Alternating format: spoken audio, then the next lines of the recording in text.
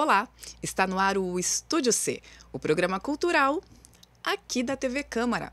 E nesta edição nós vamos falar de leitura, literatura e educação antirracista. E para isso, eu recebo aqui no estúdio hoje Larissa Souza, que é professora, educadora de arte e mestra em linguística. Larissa, muito obrigada pela participação, por ter aceitado o nosso convite. Muito obrigada, eu que agradeço, imagina. Larissa, eu queria começar entendendo como é que começou a sua aproximação com a literatura.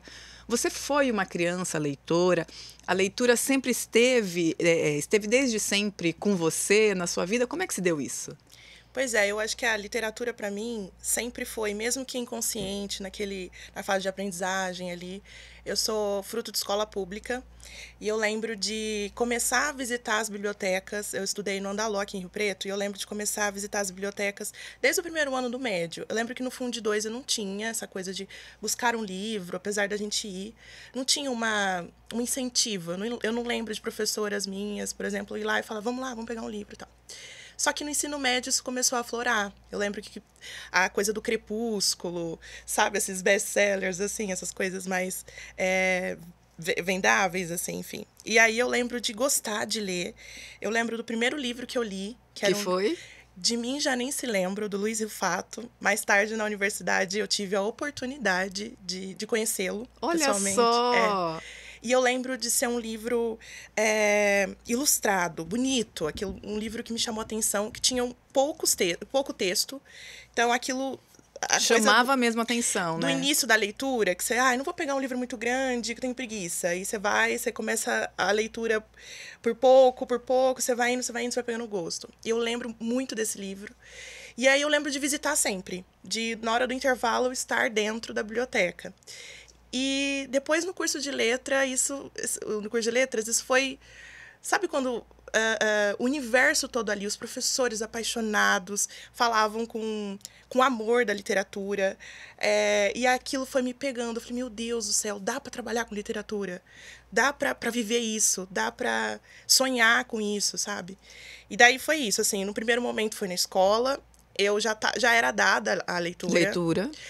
Porque, assim, em relação aos meus colegas, não tinha muito, assim. Eu e minha coleguinha íamos. Não era uma coisa que todo mundo ia. De toda a sala, né? E aí, depois, no curso de letras, isso foi, de alguma forma, se desenvolvendo. Até que, de repente, você fala, putz, agora eu sou professora. E como eu vou usar a literatura e a leitura em sala de aula ao meu favor e ao favor da aprendizagem. Que eu acho que é esse o grande desafio de todo professor de literatura.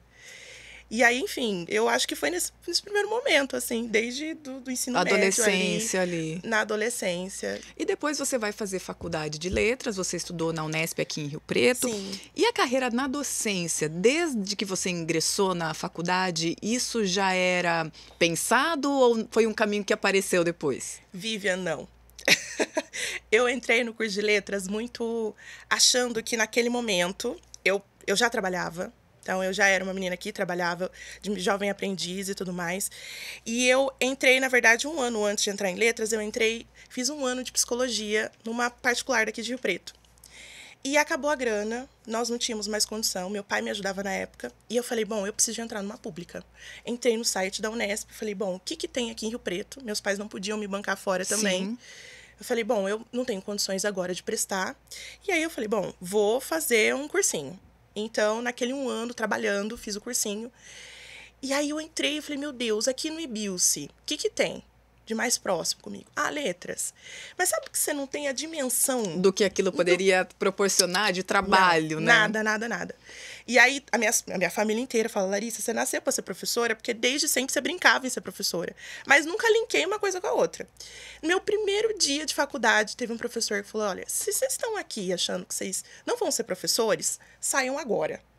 E aí eu já fiquei, meu Deus do céu, é isso mesmo? Então eu vou ser professora. Tá, então vamos lá. E aí eu fui tomando consciência do que era aquilo. Então nunca foi uma coisa, vou entrar em letras e vou ser professora. Não foi. Mas a ideia não me era estranha. Entendi. A ideia não me era uma coisa... longe, imagina, né? Não, aí depois eu fui abraçando. Aí no estágio eu já falei, putz, é aqui, a escola. Voltei pra escola que eu estava no Fundo de 2 para fazer o estágio. O cheiro da escola, o lugar. Falei, meu Deus do céu, acho que eu pertenço a isso mesmo. E aí eu fui caminhando e é uma coisa assim, que eu faço tranquila. De verdade. Bacana. De verdade. E hoje você dá aula para alunos de qual idade? É do fundamental, é do ensino médio? Hoje eu tenho turmas de sexto ao terceiro do médio. Eu tô hoje na rede pública de ensino e na rede particular. Que né? bacana. Na rede pública concentra-se mais o Fundo 2. Então, eu tenho ali turminhas de sexto, sétimos e oitavos. E na particular eu tenho o médio. E sempre com literatura ou você aí já vai para outras vertentes também? Quer dizer, ampliando, ainda no mesmo escopo, né? Sim. Esse ano atribuíram aulas para mim de redação e leitura, que me foi um presente, apesar de muito desafio. Na rede pública do Estado, redação e leitura não é uma coisa tão fácil. São plataformas e aí a gente tem que cumprir aquilo.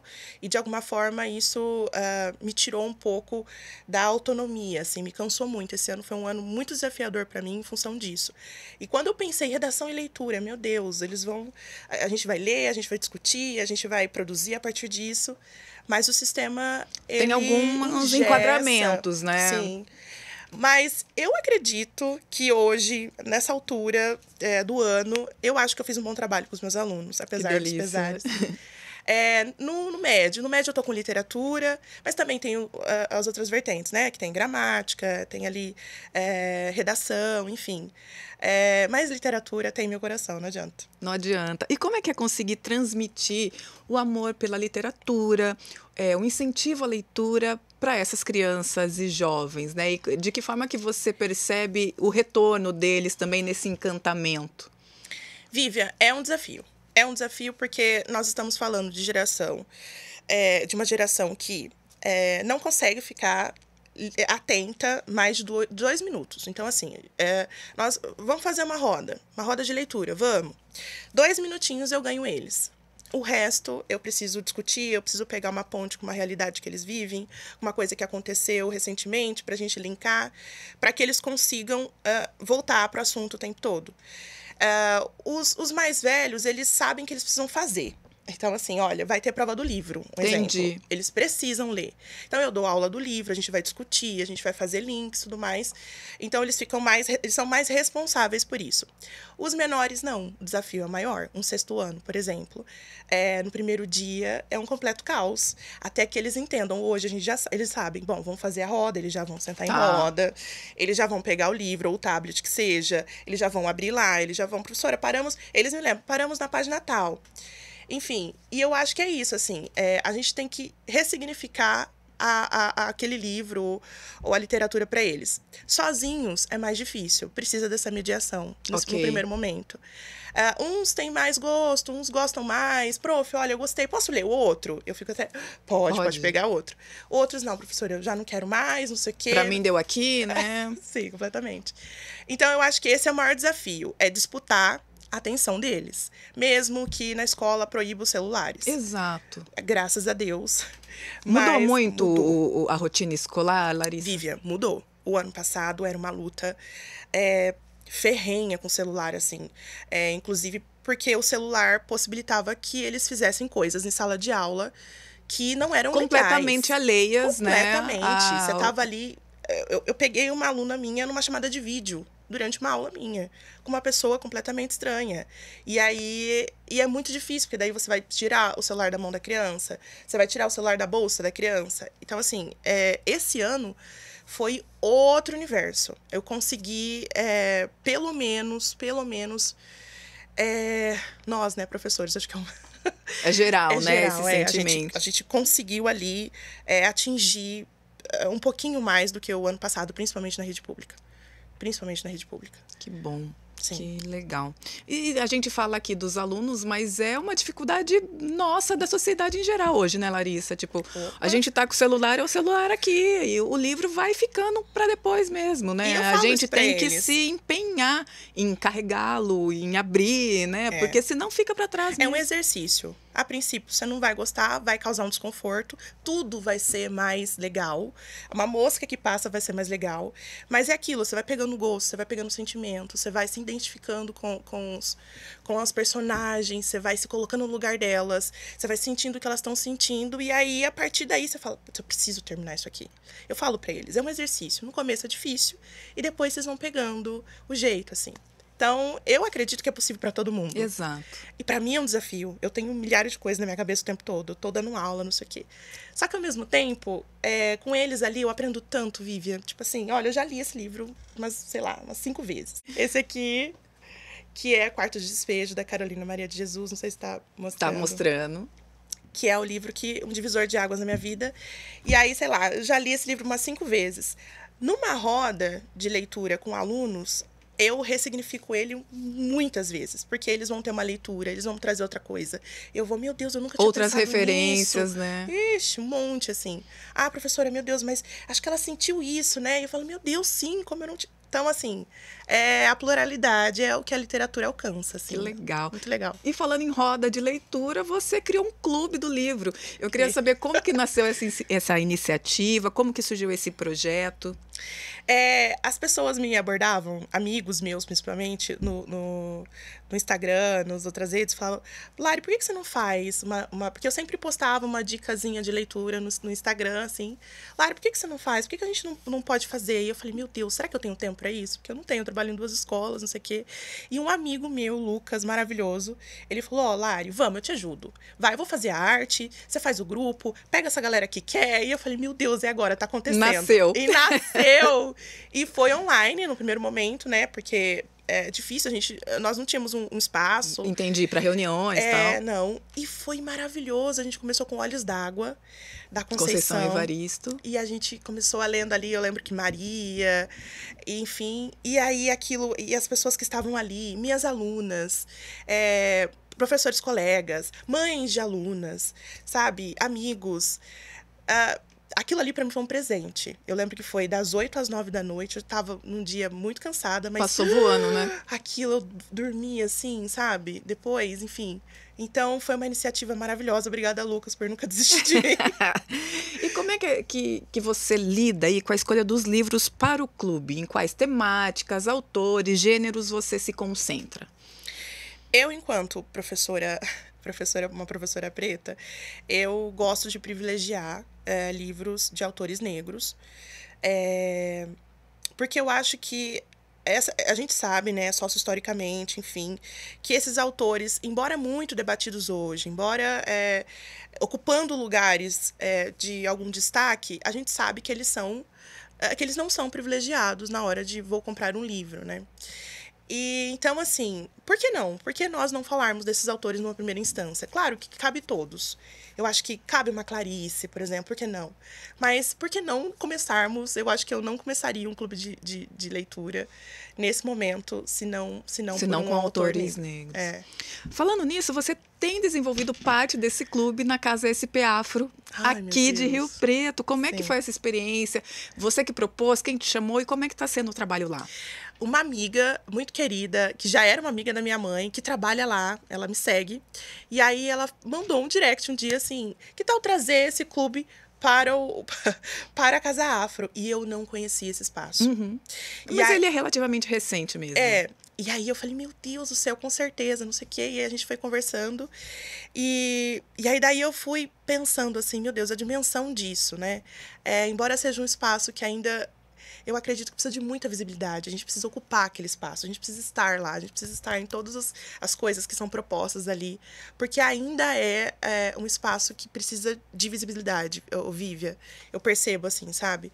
Mas é maravilhoso, porque você tá ali e você vê pessoas premiadas, sabe? Aí você vê o espaço todo pronto, e você vê pessoas dispostas, e você vê pessoas que vão lá para isso.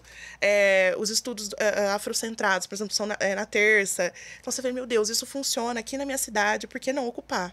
E o primeiro dia lá do clube foi emocionante para mim, assim. Eu cheguei, falei, meu Deus, a gente vai falar de Conceição Evaristo, que para mim já foi uau. E as pessoas que eu amo, minha mãe foi, minha irmã Que legal! foi. E aí eu falei, meu Deus, eu tô aqui, tô falando disso, tô falando uma coisa que eu amo, com pessoas que eu amo, com pessoas que eu nunca vi, uma coisa importante, sobre uma coisa importante, falando sobre crítica social, literatura, mulher preta, enfim. Então ali pra mim foi um deleite, assim, tem sido hoje, inclusive, desculpa falar isso, mas hoje é dia de encontro. de encontro. Que legal. Além do Clube do Livro, você também ministra um curso de escrita criativa. Sim. E isso, como é que nasceu essa proposta? Essa proposta nasceu de uma loucura minha, assim. Foi logo depois que eu saí acabou a exposição da Carolina Maria. Que nós tivemos no Sesc aqui, que né? nós tivemos no Sesc. E aí eu tava ainda dentro do Sesc, assim, né? Eu tava no universo do Sesc, aquela coisa. Você foi educadora nessa exposição, Fui né? educadora. E aí você trabalha ali, você fica imersa, né? Foi um grande marco, assim, na minha vida, essa experiência. E naquele momento eu falei, putz, por que não fazer algo voltado? Porque em uma das coisas, como educadora, você tem a responsabilidade de ministrar pelo menos um mini curso ao longo da sua estada ali na exposição. Ali dentro. E aí eu falei, bom, eu já tinha, naquele momento ali, falado de escrita criativa com relação aos diários da Carolina, né? Que é esse gênero textual, subjetivo, mas que ela usou ali para escancarar um monte de questões políticas e sociais da época. E então aquilo já tinha funcionado dentro da exposição. Então, passou dali, eu falei, bom, por que não propor ao Sesc um curso como esse? E deu tudo certo, porque ela falou, vamos fazer em novembro, que é o Novembro Negro, Consciência Negra. Eu falei, vamos, bora.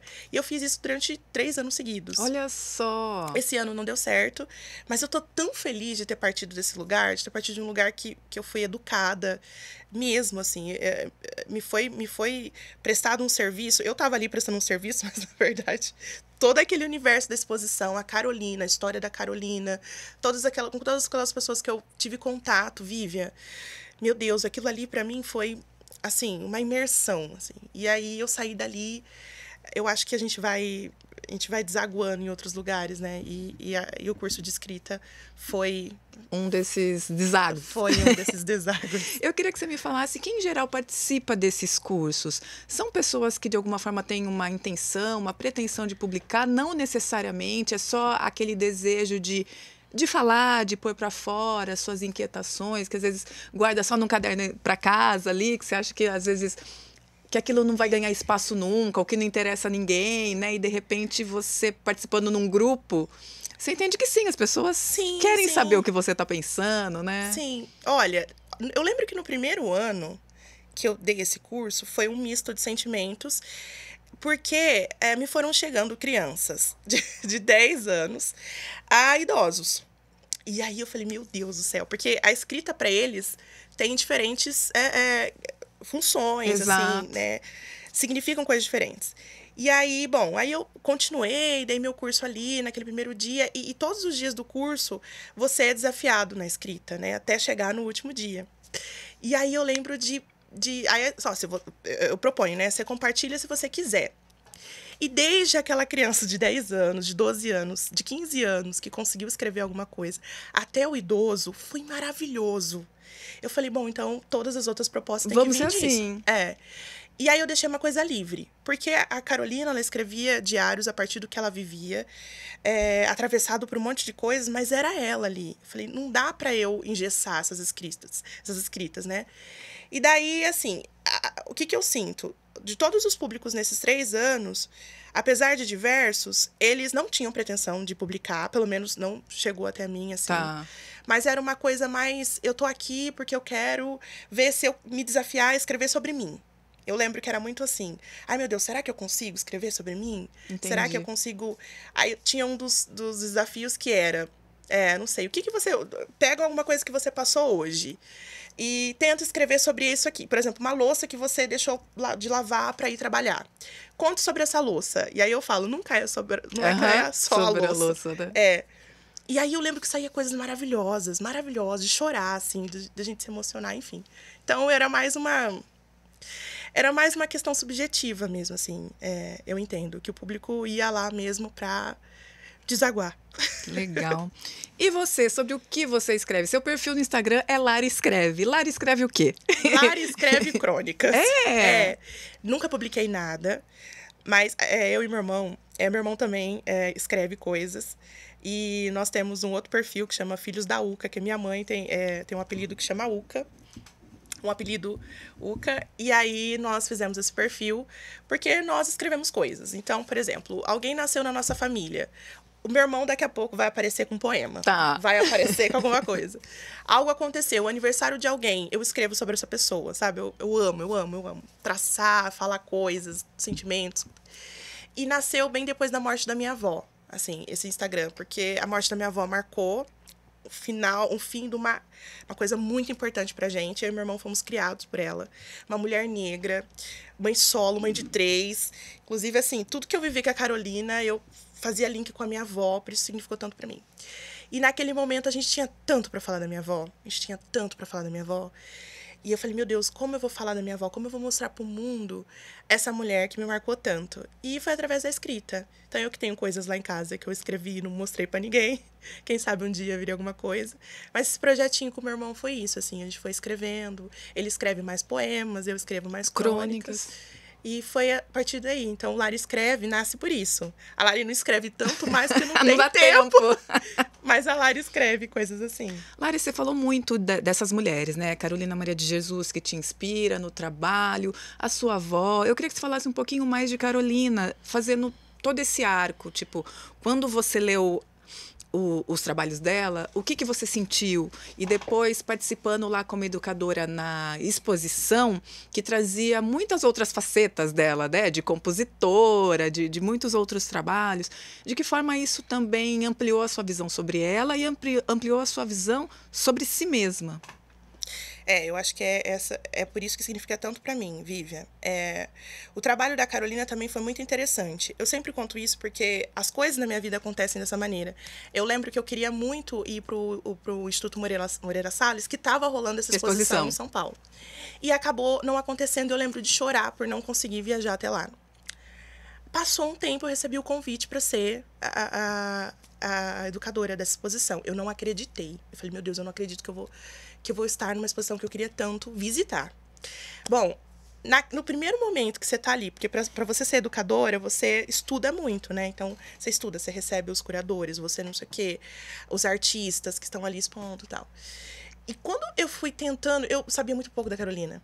Eu acho que esse foi o grande choque. Eu sabia, no primeiro momento, muito pouco sobre ela.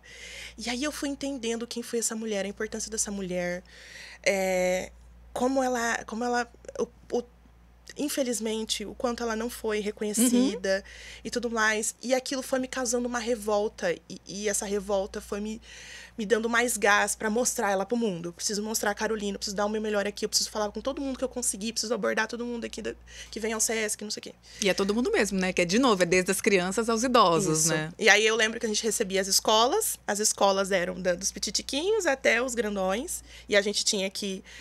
adequando linguagem, adequando tudo. Mas ao mesmo tempo, é isso. É o poder da literatura mesmo, é o poder da arte, porque ali tinha artistas expondo coisas maravilhosas, e aí eu mostrava uma coisa para uma criancinha e ela já conseguia linkar com a vida da Carolina, e aquilo para mim era tudo, né? Para nós todos, os educadores ali. Enfim, bom, e foi assim, eu esqueci o que você tinha perguntado. Não, desculpa. Justamente dessa descoberta dela e de si mesma, né, nesse trabalho. Eu já era professora nesse período, eu já trabalhava em 2 escolas e casei como ser educadora. Ser educadora de uma exposição implica que você esteja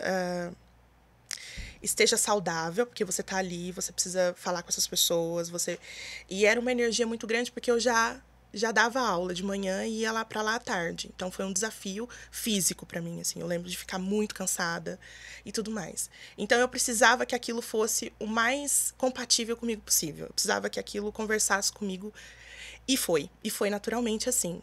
Então, toda vez que eu falava da Carolina, tem até um textinho no meu Instagram que eu escrevi sobre isso. Eu falava de mim mesma. Eu falava da minha avó. A minha avó conseguiu ir antes de falecer. Ela conseguiu ir. Eu me emociono só de pensar, porque, assim, a Carolina representava ali para mim todas as mulheres da minha família. Então, mulheres que que precisam, apesar de tudo, sobreviver. E quando eu descobri que a Carolina escreveu o Quarto de Despejo para não desistir da vida, aquilo eu falei, meu Deus, a escrita salvou a Carolina. A escrita salvou os filhos dela. Então, a escrita salva, é isso. É isso que eu tenho que ensinar para os meus alunos, que a escrita pode salvar, a escrita pode ser esse deságue, esse momento de alívio. Não precisa mostrar para ninguém, mas você tá ali organizando os seus pensamentos. Então, eu vi a Carolina a partir disso, assim, sabe? E a potência dessa mulher, eu acho que a potência dela... E todas as educadoras eram negras, né? Minhas amigas. E a gente criou um laço muito grande, assim. A gente se ajudava muito. A gente conversava sobre a Carolina. A Carolina era viva ali pra gente. Quando, no final da exposição, o cenário foi destruído, a gente foi chorando junto. Porque foi nossa casa, né? Durante um tempo. Então, a Carolina estava viva ali. Quando eu falo da Carolina, parece que eu tô falando, é uma mulher que vive aqui com a gente, sabe? Da família. Da família, exato. Me fala uma coisa, além de Carolina, que outros nomes da literatura aparecem tão forte assim como referências para você? Olha, no primeiro momento, tá? Em uma literatura mais crítica, mais política, Cida Bento, quando ela fala ali sobre o Pacto da Branquitude, foi o primeiro grande golpe em mim, e eu acho que em todos. Eu acho que é uma leitura obrigatória mesmo. Tem ali, a gente tem o Silvio de Almeida, com a edição Plurais ali, que eles vêm falando sobre a Djamila, né, com o lugar de fala, o Silvio com o racismo estrutural e tudo mais. Mas a Cida Bento ali, quando ela fala do Pacto da Branquitude, quando ela consegue, assim, de uma maneira... Eu gosto da escrita dela, porque é uma escrita política, mas é também uma escrita poética. Não é uma escrita técnica, né? É uma escrita que de alguma forma me toca, né, pessoalmente. Então, eu gosto muito desse livro. Esse livro, para mim, é muito importante. Conceição, que eu tive o privilégio de ser repostada por ela num dos dias do clube. Isso virou... Meu Deus, foi muito feliz. A Conceição com Quarto de Despejo... Desculpa, com Olhos d'Água. Olha, Olhos d'Água, para mim, leitura obrigatória. Não só para os vestibulandos, eu acho que para todo mundo. É uma dor, é um livro atravessado por dores. Eu acho que, apesar de ser um livro forte, é um livro que ela não perdoa. Ela não perdoa. E aquele jeito manso dela falar engana, porque ela é maravilhosa, potentíssima na escrita dela. A escolha dos nomes, tudo isso que a gente analisa, né, no clube. A Conceição, ela é, pra mim, assim, um ícone vivo, maravilhosa. E um terceiro, além da Carolina, Ana Maria. Ana Maria Gonçalves? Ana Maria, maravilhosa, um ícone também. Recém ingressou na Academia Brasileira de Letras, primeira mulher negra na ABL. Sim, muito importante, meu Deus, é muito importante. É um marco tardio, a gente tem que falar que é tardio, não tem como, mas é um marco, não deixa de ser, pelo amor de Deus. Me fala uma coisa, Larissa, você falou que precisava ensinar para os seus alunos que a literatura salva, e você está nesse empenho mesmo, no dia a dia, e também com algumas ações mais específicas. Sim. Eu queria que você contasse como é que foi a ação realizada na Escola Estadual Adair Fogaça, com um projeto Sala de Leitura. Como é que foi isso? Menina, isso foi muito legal, foi um presente também. Foi o meu primeiro ano no estado, eu não sabia muito bem como funcionava e tudo mais. E o Estado, ele faz propostas muito, muito ferrenhas mesmo para a gente incluir educação antirracista em todo o componente. Então, assim, professores de geografia tem que falar, história tem que falar, matemática tem que falar, português tem que falar. E eu ali dava aula de língua portuguesa o ano passado, né? E eu falei, meu Deus, como que vai ser isso? E eu, junto com outros professores malucos, a gente falou, bom, vamos fazer uma exposição, né? Que não só fale das mazelas do racismo, porque para as crianças, eles não conseguem ainda enxergar de uma maneira muito ampla o racismo estrutural. Mas eles sabem, por exemplo, o que rolou no futebol. Exato. Eles sabem o que rolou com a menina da novela, eles sabem o que rolou, entendeu? Então, assim, dá pra... Falei, vamos pegar isso, tal, e todo mundo topou. Foi uma força-tarefa maravilhosa. E nós conseguimos ali estudar com os alunos no primeiro momento. A professora de artes, eu lembro que fez uma coisa de fantoche para falar. Então, assim, foi uma coisa que mobilizou a escola. A escola inteira ficou mobilizada, os alunos gostaram de fazer. E aí a gente fez salas temáticas, teve umas intervenções que a coordenação e a direção trouxe, capoeira, falas, foi muito importante. Mas ali, nosso nichinho foi, por exemplo, uma sala só para falar sobre racismo no futebol. As crianças fizeram maquete. Uma professora de inglês fez, por exemplo, maquete sobre os movimentos negros ao longo da história. E ficou bonito demais. E aí a gente teve a visita da diretoria de ensino. Então, assim, foi um uau! Teve um desfile, as crianças negras desfilaram. Isso foi também muito importante para a autoestima delas. A gente conversou muito com elas. Então, assim, para mim foi... O primeiro ano no estado foi um sucesso para mim nesse sentido, sabe? Foi muito, muito legal mesmo. Tem outro trabalho também que você está desenvolvendo na Escola Técnica Filadélfio Gouveia Neto. E lá como que é o trabalho? Lá é assim, na verdade, é um trabalho desenvolvido dentro da ETEC, com a proposta dos professores de lá. E eu fui convidada para falar sobre literatura e racismo.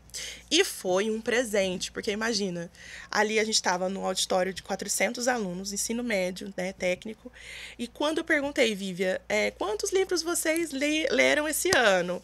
Eu falo, 1, levanta a mão, aí alguns levantaram. 2, 3... Eu falei, mais de 3. E a galera levantando a mão, pra mim, foi uau, fiquei muito emocionada. Porque é um público muito empenhado, é um público diferente.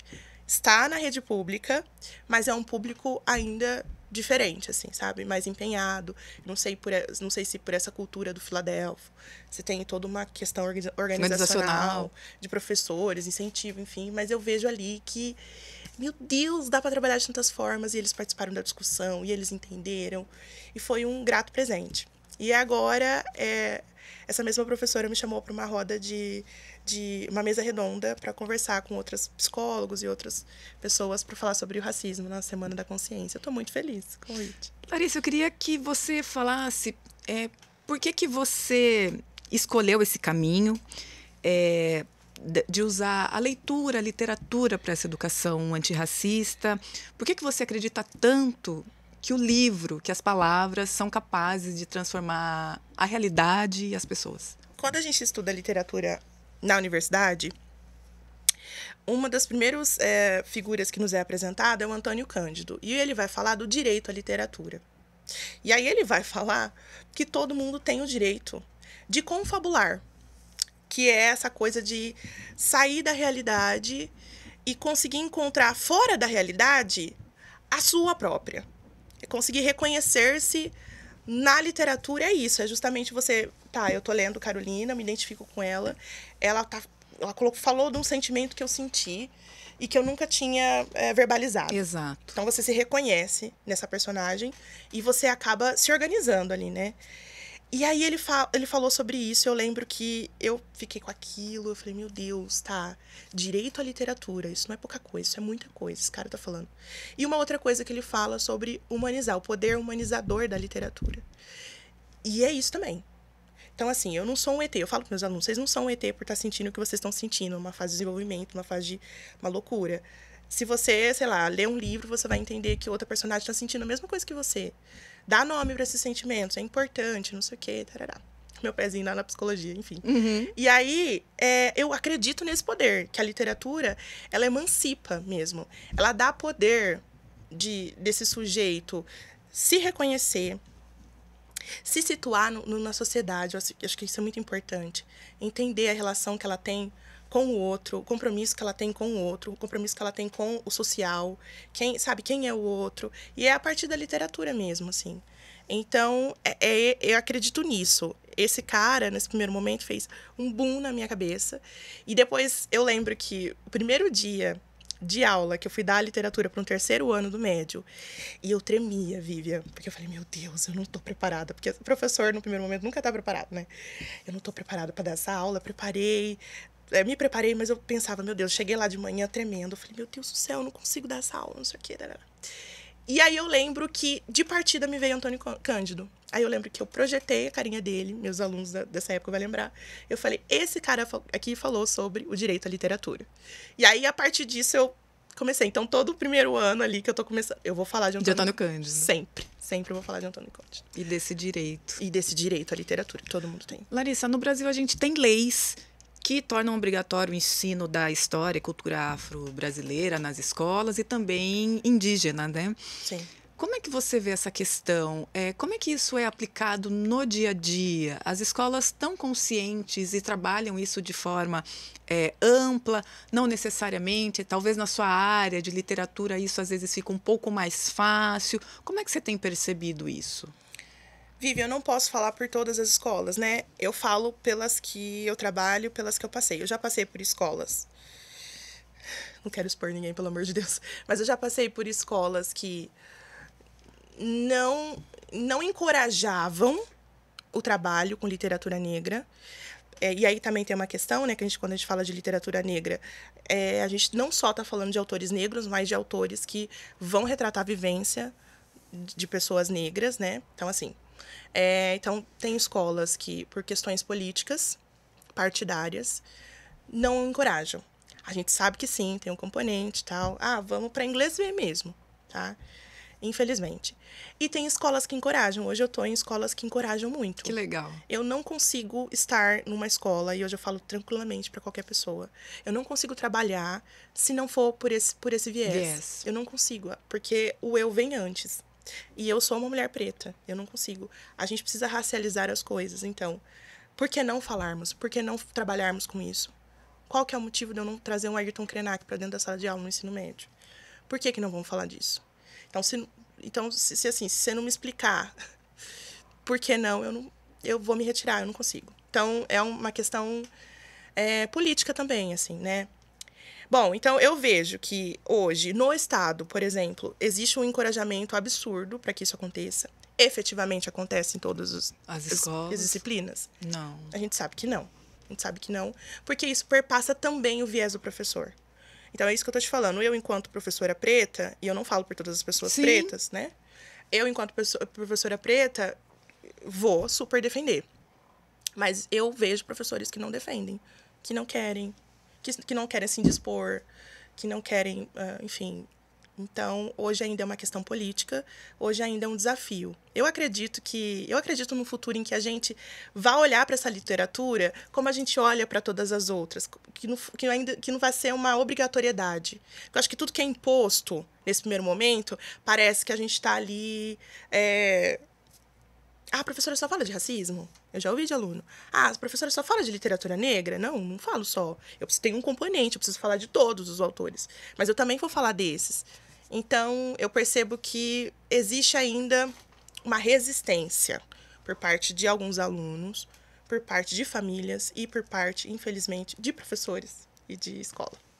Você falou dessa questão da visão que se tem sobre a literatura negra ou autores negros, e de que, em um primeiro momento, parece que ele só vai escrever sobre racismo, ou que isso seria a única coisa onde ele atua, ou poderia atuar, que é mais reducionista ainda.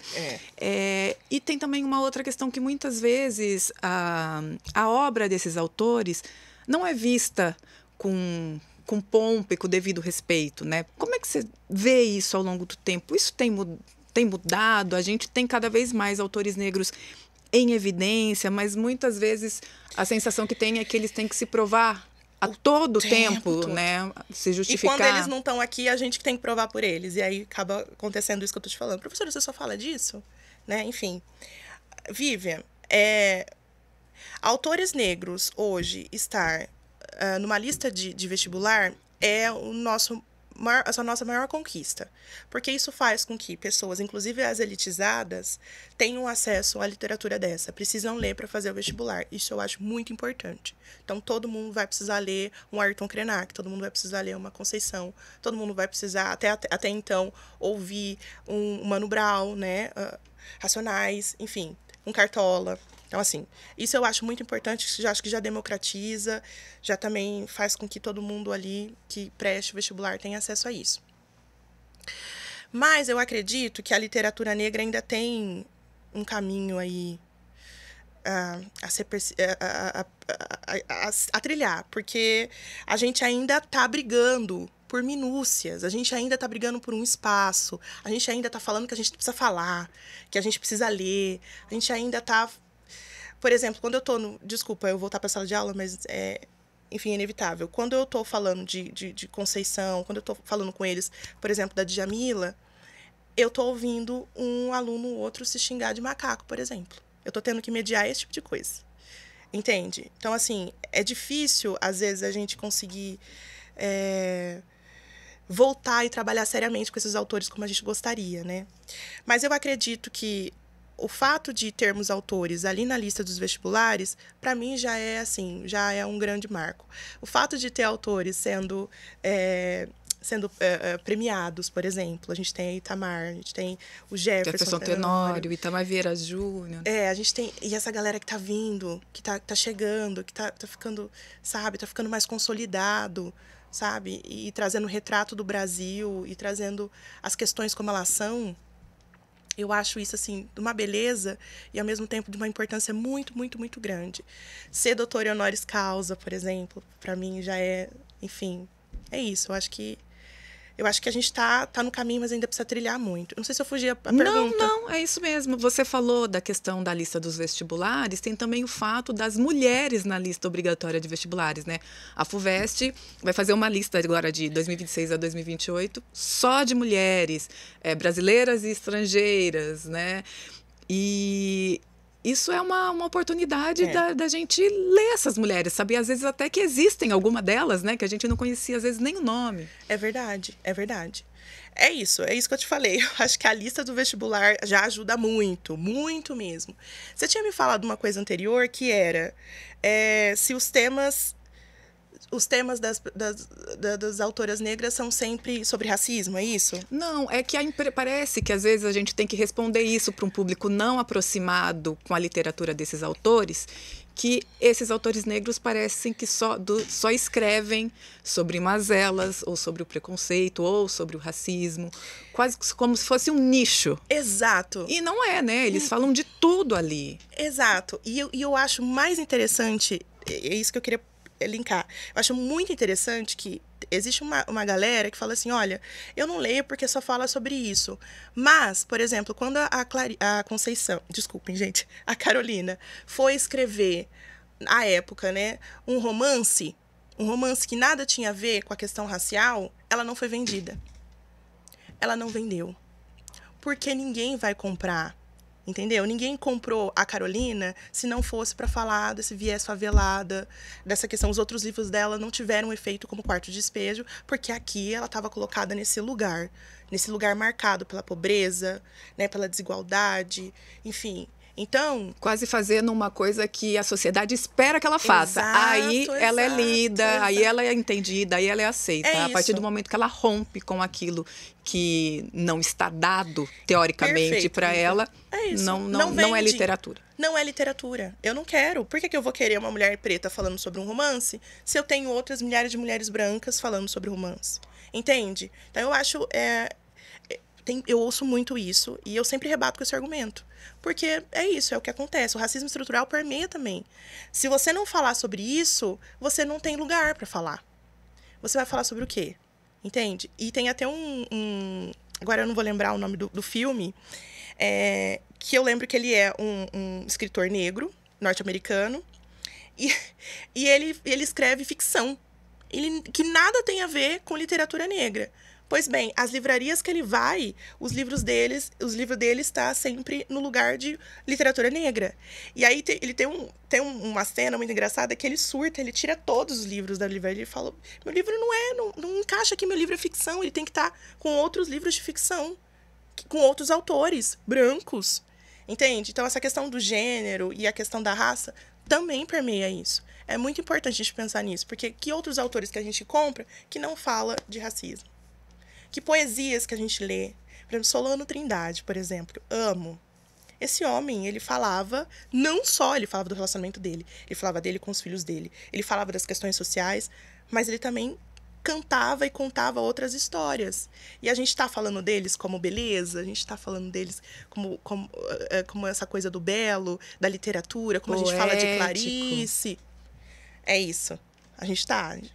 Enfim, e essa é uma luta também, porque eu quero sair desse lugar enquanto professora de literatura e não falar só de coisas essenciais que são importantes, mas também falar sobre o que eles chamam de acessório ou perfumaria de autores negros, por que não? A gente precisa se emancipar também, né? Vamos falar sobre amor por uma autora negra que não perpasse tantas questões, porque as questões de raça estão sempre lá. Então, esse é um outro desafio, Vivian, infelizmente. Pois é. A gente está se encaminhando aqui para o fim da nossa entrevista, infelizmente. Eu queria que você deixasse um recado para quem está nos assistindo sobre essa questão de começar a ler ou retomar o hábito de leitura, que muitas vezes a gente abandona e é difícil retomar. Claro. Por onde começa? Talvez seja escolher um autor que você goste ou um gênero que você goste. Exato. Tem que estabelecer de horas, senão a gente não consegue pegar esse livro. Que dica você daria? Meu Deus, isso é muito particular, viu, Vivian? Mas eu acredito assim, olha, se você tem zero, assim, eu nunca li um livro inteiro. Prof, eu nunca não sei o quê. Começa com gibi. Começa com coisas pequenas. Começa com texto. Você não vai pegar um texto desse tamanho. Você pega um textinho pequeno, e aí você vai lendo, vai se identificando. Prof, não gostei desse. E aí tem a coisa do fluxo da leitura, isso é muito importante, porque às vezes a gente tá com a cabeça tão cheia, e aí a gente vai lendo coisas, Vivian, e vai ficando embaralhado, não sei o quê, aí você fala, ai, não quero mais ler. Não desiste. Não tá entendendo? Continua. Eu falo pra eles, continua lendo. Não tô entendendo? Continua. Vai chegar num ponto que você vai, putz, eu acabei de ler isso, tá linkando. Então, vai fazer sentido. Então, assim, não desista da leitura. Não desista. Eu sei que é difícil, que dói. A leitura é para incomodar mesmo. A leitura não vai ser prazerosa. Essa é a maior falácia. Porque a leitura, às vezes, vai tocar numa coisa que você não quer. E aí você vai falar, ai, não quero mais. Mas leia, não desista. Porque é isso. A literatura, ela é feita para isso. Ela é feita para causar emoções. Então, às vezes, vai te alegrar, vai te entristecer, vai te excitar, vai te enraivecer. Você vai ficar furiosa. Mas tá, ela tá conversando com você. E é isso mesmo. Vai, continua, e continua, e continua. Até que você fala, acabei o livro. Que bacana. Larissa, eu queria agradecer demais a sua presença, a sua participação. Estarei acompanhando os novos projetos. Sempre que tiver novidade, a gente pode divulgar por aqui nessas parcerias e os seus clubes. Muito obrigada mesmo. Vivi, e que esse programa seja um grande incentivo para todos nós em retomarmos as nossas leituras. Obrigada, Vivi. Obrigada pela oportunidade. Que isso, eu que agradeço. Bom, esta edição do Estúdio C termina aqui. Se você quiser rever este programa, basta acessar o nosso canal no YouTube. Estamos lá como TV Câmara Rio Preto. Você pode também nos ouvir agora como podcast na plataforma YouTube Music. Muito obrigada pela audiência, muito obrigada pela companhia e até o próximo programa.